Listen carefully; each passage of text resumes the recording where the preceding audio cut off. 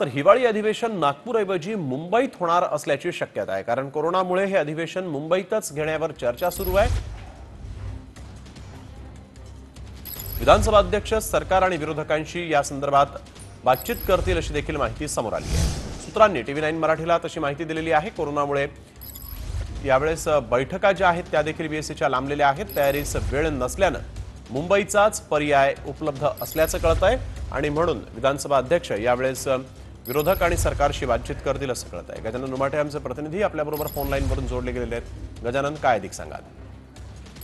नक्कीच नागपुरात 7 डिसेंबर पासून हिवाळी अधिवेशन होणार होतं, परंतु कोरोनामुळे हे अधिवेशन मुंबईत होण्यावर आता चर्चा सुरू झालेली आहे। विधानसभा अध्यक्ष नाना पटोले या सगळ्या संदर्भात विरोधी पक्ष नेते देवेंद्र फडणवीस आणि सरकारमधील प्रमुख नेत्यांशी चर्चा करणार आहे।